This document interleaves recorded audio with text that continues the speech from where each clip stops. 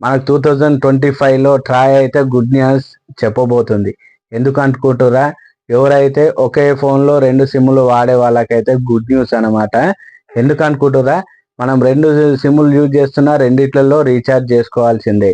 ఒకటే సిమ్‌ను మనమైతే phone calls గానీ, డాటాకు మాత్రం యూజ్ చేస్తాం. అది అయిపోతే సెకండరీ రెండో సిమ్‌కెళ్ళి అక్కడి నుంచి డాటా గానీ, కాల్స్ గానీ వాడతాం ఎప్పుడో ఒకసారి.